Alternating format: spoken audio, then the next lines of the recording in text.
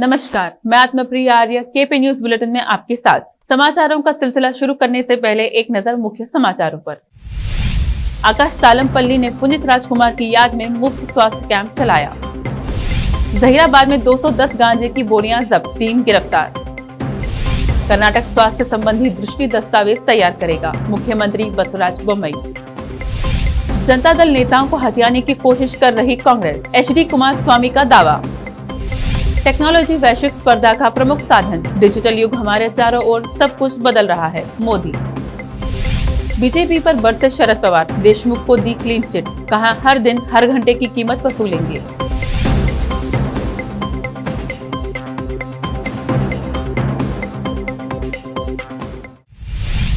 अब समाचार विस्तार से। शुरू करते हैं स्थानीय समाचारों से। बीदर शहर में पुरानी सपना टॉकीज परिसर में 16 नवंबर को मिली लाश, जिसकी पहचान 32 वर्षीय अज्जू के रूप में की गई थी। मामला मृतक के पिता ने अपहरण और हत्या की शिकायत गांधीगंज पुलिस स्टेशन में दर्ज कराई थी। इसकी जांच कराने के लिए एक विशेष टीम का गठन किया गया था। इसके तहत 3 आरोपियों को पुलिस ने गिरफ्तार किया है और उनके पास हत्या के लिए इस्तेमाल हुए औजार भी बरामद किए गए हैं। हत्या का कारण आपसी झगड़ा रहा। दलित नेता बैजनाथ सूर्यवंशी ने बात करते हुए कहा कि कंगना रनौत को आजादी के बारे में क्या मालूम है। वह एक नाचने वाली है, उसको क्या पता कि आजादी के लिए क्या हुआ था, क्या बलिदान दिया गया था। सूर्यवंशी ने हमारे संवाददाता अश्विनी रेड्डी से बात करते हुए अपने विचार व्यक्त किए। नमस्कार, आज हमारे साथ हमारे एक विशेष अतिथि है बैजनाथ राव सूर्यवंशी, जो कि एक दलित एक्टिविस्ट है। तो आज हम इनके साथ एक ऐसे मुद्दे पर चर्चा करेंगे जो कि काफी विवादास्पद चल रहा है। तो नमस्कार सर, आपका हमारे स्टूडियो में स्वागत है। सर, आपने हाल ही में सुना होगा कंगना रनावत का बयान, जो उन्होंने कहा था कि 1947 में जो हमें आजादी मिली वो भीख में मिली हुई आजादी है, जबकि हमें असली आजादी तो 2014 में मिली है। तो इस बारे में आपका क्या कहना है? क्या आप उनकी बात से सहमत है? मैं मेरी राय रखना चाहता हूँ। 1857 में जो मंगल पांडे को फांसी दी गई थी, सेलुलर जेल में 9755 मुसलमान जेल में थे और दलित 4900 लोग थे। तो क्या रंगनावत का पिता या उसका ग्रैंडफादर जेल गया हुआ था? ये कई के लिए जेल में गए थे ये लोग। उसके बाद जो जालियनवाला बाग होगा, जहाँ पर जनरल डायर ने गोलियों की बरसात की थी, तो वहाँ पर क्या ये लोग क्या पिकनिक बनाने गए थे जालियनवाला बाग में? ये क्या इतिहास पढ़ी हुई लड़की है या खाली डांस और गाने गाने के लिए ये लड़की का जन्म हुआ है? मैं उससे पूछना चाहता हूँ। रही बात, अब वो उसका कहना है कि 1947 में आज़ादी नहीं मिली, 2014 में आज़ादी मिली है बोलती है। तो कौन से जंग लड़े ये लोग, कौन सा युद्ध किए, कौन से मूवमेंट किए ये मोदी एंड कंपनी के लोग? ये खुद लोग तो कांग्रेस के मेंबर थे। हेगड़ेवार ये कांग्रेस का मेंबर था और जितने भी ये लोग थे कांग्रेस में बैठे हुए छुपे सांप थे ये लोग। और वो सांप की बेटी आज बात कर रही है कि हमारे को आजादी 2014 में मिली है। तो 2014 में इनका राज आया है, जरूर है। ये राज क्यों आया है? तो हमारे ये देश में जो लोग हमारे बैकवर्ड लोग हैं, मुस्लिम लोग हैं और दलित जो लोग हैं, ये लोगों को बहकावे देकर, मीठे मीठे बातें कर कर ये लोग पावर में आए हैं। इसलिए ये लोग चाहते हैं कि आजादी, सच्ची आजादी 15% के लोगों को, जो इसकी संख्या खाली 6% है भारत में। ये कंगना की जात की परसेंटेज 6% है, या उनको लग रहा है कि ये सच्ची आजादी है, ऐसा लग रहा है। तो इतिहास से अगर ये पढ़ लेती है लड़की तो ये बातें नहीं करती। उसके माता पिता उनको और फिर एक बार इसको इतिहास पढ़ाना चाहिए, ऐसा मैं उसे बताना चाहता हूँ। जी, आपने बिल्कुल सही कहा कि जो भी फ्रीडम फाइटर्स थे उन्होंने इतना संघर्ष किया अपने देश को आज़ाद कराने के लिए, और इनकी जो ये प्रतिक्रिया थी उनके प्रति, ये काफ़ी निंदनीय है। अभी जो इन्हें पद्मश्री पुरस्कार मिला है, क्या वो इस पुरस्कार को डिजर्व करती हैं? इस पर क्या कहेंगे आप? देखो, पद्मश्री या कौन से भी चक्रवर्ती जो अवार्ड दिया जा रहा है भारत देश में, जब 1914 से ये जो चल रहा है 2014 से, ये बात तो खाली उनकी जात देकर अवार्ड दिया जा रहा है। अवार्ड तो उनके कामों को, उनके कार्यों को, उनके शौर्य को अवार्ड देना चाहिए। लेकिन ये नाचने वाले, गाने वाले औरतों को पद्मश्री अवार्ड देकर ये बगावत करने का काम कर रहे हैं और देश में संघर्ष बनाने का ये जो स्टेटमेंट है, ये गवर्नमेंट के एजेंसी थ्रो ऐसे सिनेमा वाले लोगों को, नाटककार लोगों को, ऐसे लोगों को ऐसा स्टेटमेंट करने के लिए खुद सरकार इनको डायरेक्शन कर रही है। ये सरकार के डायरेक्शन के ऊपर ऐसे स्टेटमेंट आ रहे हैं। पद्मश्री अवार्ड को डिजर्व नहीं करती हैं, उनसे वापस ले लेना चाहिए, इस पे आप क्या कहेंगे? अब वापस तो देने वाला ही दिया है, तो वापस कैसा लेगा? वो नहीं लेगा। वो क्यों नहीं लेगा? कि उनको बात करने ये तोते हैं, सरकार के तोते हैं ये लोग, और वो तोते के मुंह में ये लोग डाले हैं ऐसी बात करने के लिए, तो वापस तो नहीं होगा। लेकिन भारत की जनता ये कह रही है कि इनका अवार्ड वापस होना चाहिए, इनको जेल के सलाखे के पीछे बंद करना चाहिए और उनको देशद्रोह का मुकदमा करना चाहिए। ये मेरी बात ही नहीं, पूरे देश के आम जनता की ये बात है, ये आवाज़ है। ये आवाज़ अगर गवर्नमेंट सुनती है तो मैं चाहता हूँ कि सही यहाँ पर जस्टिस के ऊपर, यहाँ पर संविधान के ऊपर यह सरकार चल रही है ऐसा मालूम होता है। लेकिन हमें इनके ऊपर अब यकीन नहीं है। क्यों यकीन नहीं है? ये संविधान को भी नहीं मानते, ये लोग संविधान को भी नहीं मानते और देश के कानून को भी नहीं मानते। तो इनका कानून चलाने के लिए, ये मनुष्य समृद्धि का राज लाने के लिए ये ऐसे बयान कर रहे हैं। तो मैं चाहता हूँ कि हम बोलने से अगर वो अवार्ड वापस होता है तो नहीं होगा, तो ये लोग बेशरम हैं, इसलिए बेशरम लोगों को वापस लो बोलने का भी अब ये जनता में उतना हौसला नहीं रहा है। जब जनता जागेगी, ये क्रांति के मार्ग पर चलेगी, तो ये अवार्ड खुद कंगना आके वापस करेगी, ऐसा मैं समझता हूँ। हमसे जुड़ने के लिए आपका बहुत बहुत धन्यवाद सर। हलीखेड़ में आकाश ताड़मपल्ली के विवाह के अवसर पर स्वर्गीय पुनीत राजकुमार की याद में हलीखेड़ के सरकारी अस्पताल ने मुफ्त चिकित्सा कैंप का आयोजन किया। इस अवसर पर उन्होंने अपने चहीते सितारे को याद किया। में इस पवित्र कार्यक्रम के नेत्रदान और नेत्र तपासना शिविर आयोजन किया है। हमारे बेटा आकाश और स्वर्गीय पुनीत राजकुमार ने क्लोज फ्रेंड थे, जिम फ्रेंड थे, इसलिए उनका प्रेरणा लेके आज हल्लीखेड़ में हम सभी लोग नेत्रदान कर रहे हैं। हम होंगे हमारे फ्रेंड केशव महाराज जी, रमेश रेड्डी आज नेत्रदान कर रहे। ऐसी सभी लोग नेत्रदान किए तो लाखों लोगों का आंख नहीं, वो सभी लोगों को आंख आने का एक प्रेरणा दिया सरकार होता है बोल के मैं सोच के सभी लोग नेत्रदान करना बोल के सभी से गुजारिश करता हूँ। नमस्ते, धन्यवाद। संगारेड्डी के चिरागपल्ली राष्ट्रीय मार्ग 9 पर एसपी रमन कुमार के मार्गदर्शन में हैदराबाद से मुंबई की ओर जा रही एक लॉरी में 420 किलो के 210 गांजे की बोरियों को पुलिस ने जब्त किया। इस वारदात के संबंध में एसपी रमन कुमार ने पत्रकारों से बात करते हुए कहा कि हाईवे पर महाराष्ट्र की एक लॉरी में खुफिया तौर पर बनाए गए खुफिया स्थान से पुलिस ने गांजा बरामद किया है। उन्होंने कहा इंदौर के 3 लोगों को इस मामले में गिरफ्तार किया गया है, जो महाराष्ट्र के अहमदनगर के मालिक की लॉरी में गांजे की एक बड़ी खेप मुंबई ले जा रहे थे। तीनों व्यक्तियों को अदालत में पेश किया गया है। अब देखते हैं समाचार राज्य के। कर्नाटक के मुख्यमंत्री बसवराज बोम्मई ने बेंगलुरु में कहा कि कर्नाटक के लिए दीर्घकालिक दृष्टिकोण के साथ एक स्थायी स्वास्थ्य दृष्टि दस्तावेज तैयार किया जाएगा।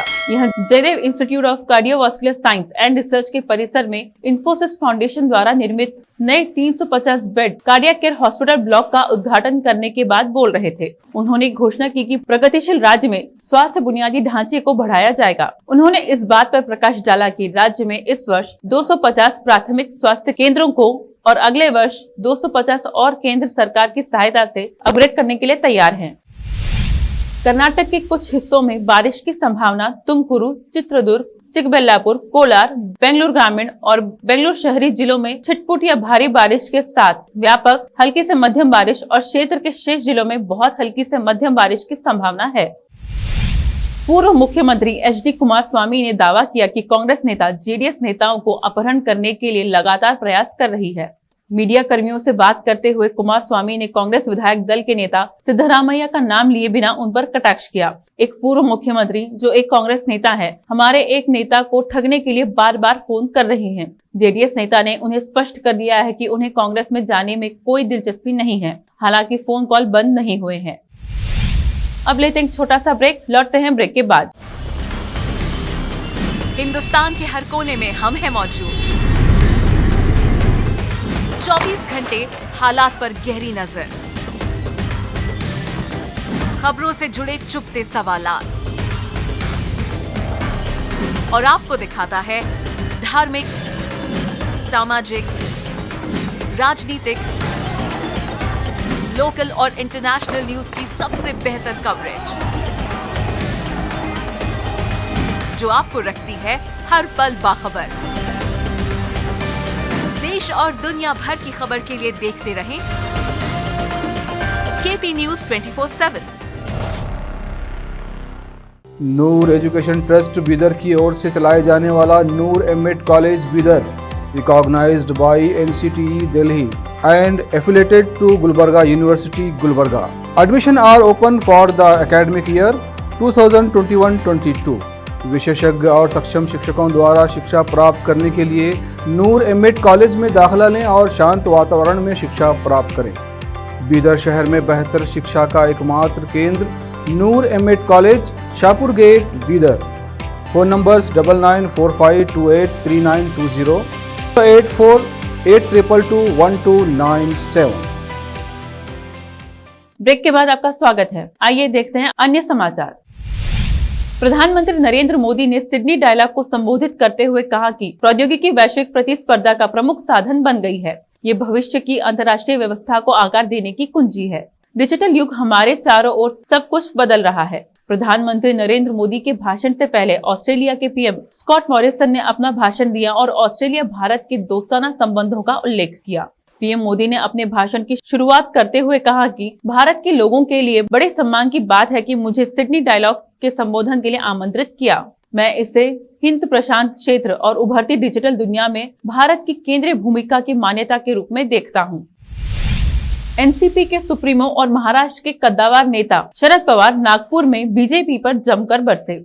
उन्होंने पूर्व गृह मंत्री अनिल देशमुख को क्लीन चिट देते हुए कहा कि उनकी गिरफ्तारी के हर दिन हर घंटे की कीमत वसूलेंगे। शरद पवार ने एक सभा को संबोधित करते हुए कहा कि एजेंसियों के गलत इस्तेमाल का भी आरोप लगाया गया। उन्होंने कहा, हम महाराष्ट्र को प्रगति की दिशा में आगे बढ़ा रहे हैं, लेकिन कुछ लोगों को यह रास नहीं आ रहा है। सत्ता हाथ से निकल जाने से कुछ लोग अस्वस्थ हैं, इसलिए दिल्ली की मदद से महाराष्ट्र की सरकार गिराने के प्रयास लगातार कुछ लोग कर रहे हैं। NCP हो, कांग्रेस हो या शिवसेना के नेतृत्व को और सहयोगियों को विभिन्न सरकारी एजेंसियों का गलत इस्तेमाल कर परेशान किया जा रहा है।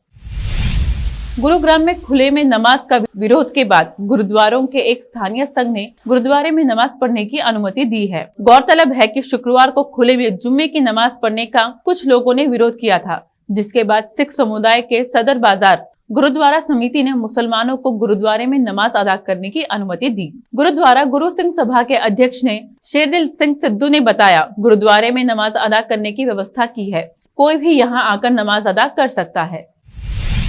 करतारपुर कॉरिडोर मंगलवार से भारतीय श्रद्धालुओं के लिए खुल चुका है और आज पंजाब के मुख्यमंत्री चरणजीत सिंह चन्नी अपनी कैबिनेट के मंत्रियों के साथ मिलकर कॉरिडोर के जरिए करतारपुर गुरुद्वारे में मत्था टेकने जा रहे हैं। लेकिन पंजाब प्रदेश कांग्रेस कमेटी के अध्यक्ष नवजोत सिंह सिद्धू को आज करतारपुर में दर्शन की अनुमति नहीं मिली है। सिद्धू 20 नवंबर को करतारपुर में जाकर मत्था टेक सकते हैं। बुधवार को 28 भारतीय श्रद्धालु करतारपुर गए थे और वहां जाकर गुरुद्वारे में मत्था टेका था। करतारपुर कॉरिडोर पाकिस्तान स्थित गुरुद्वारा दरबार साहिब को भारत में गुरदास जिले के डेरा बाबा नानक से जोड़ता है। गुरुद्वारा दरबार सिंह साहिब वह स्थल है जहां सिख पंथ के संस्थापक गुरु नानक देव ने अपने प्राण त्यागे थे। कोविड-19 महामारी के कारण पिछले साल मार्च में करतारपुर साहिब की तीर्थ यात्रा को निलंबित कर दिया गया था। केंद्रीय गृह मंत्री अमित शाह ने मंगलवार को कहा कि केंद्र सरकार ने बुधवार से करतारपुर गलियारे को पुनः खोलने का निर्णय लिया है। गुरु नानक की जयंती गुरु पर्व इस साल 19 नवंबर को मनाई जाएगी। पाकिस्तान के लिए अफगानिस्तान एक ऐसी जगह है जिसके नाम पर वह पूरी दुनिया से मदद के नाम पर माल बटोरता आया है और अब आगे भी ऐसा ही करेगा। अफगानिस्तान के पूर्व उपराष्ट्रपति अमरुल्लाह सालेह ने अफगानिस्तान को लेकर पाकिस्तान की पोल खोल कर रख दी है। अमरुल्लाह सालेह ने पूरी दुनिया को बताया कि कैसे पहले पाकिस्तान सोवियत संघ के खिलाफ लड़ाई के नाम पर पूरी दुनिया से अरबों डॉलर की आर्थिक सहायता ली और फिर आतंकवाद के विरुद्ध लड़ाई के नाम पर माल बटोरा और अब पाकिस्तान के लिए अफगानिस्तान में आतंकी संगठन IS खुरासन नई दुधारू गाय बन गया है। अमरुल्लाह सालेह ने अपने एक ट्वीट संदेश में कहा है कि रणनीतिक और आर्थिक तौर पर पाकिस्तान के लिए अफगानिस्तान इस साल 15 अगस्त तक सबसे ज्यादा लाभ देता रहा है। समाचार फिल्मी दुनिया के। प्रीति जिंटा सरोगेसी से बनी जुड़वा बच्चों की मां, सोशल मीडिया पर फैंस को दी खुशखबरी। समाचार खेल जगत के। सैयद मुश्ताक अली राजस्थान को 9 विकेट से हराकर विदर्भ सेमीफाइनल में पहुंचा। अंत में देखते हैं समाचार बाजार की। FTA के तहत चमड़े के सामान के लिए शुल्क मुक्त बाजार की मांग, कई देशों से बात जारी। पीयूष गोयल। फिर से एक नजर सुर्खियों पर। आकाश तालमपल्ली ने पुनीत राजकुमार की याद में मुफ्त स्वास्थ्य कैंप चलाया। जहीराबाद में 210 गांजे की बोरियां जब्त, 3 गिरफ्तार। कर्नाटक स्वास्थ्य संबंधी दृष्टि दस्तावेज तैयार करेगा, मुख्यमंत्री बसवराज बोम्मई। जनता दल नेताओं को हथियाने की कोशिश कर रही कांग्रेस, एचडी कुमारस्वामी का दावा। टेक्नोलॉजी वैश्विक स्पर्धा का प्रमुख साधन, डिजिटल युग हमारे चारों ओर सब कुछ बदल रहा है, मोदी। बीजेपी पर बरसे शरद पवार, देशमुख को दी क्लीन चिट, कहा हर दिन हर घंटे की कीमत वसूलेंगे।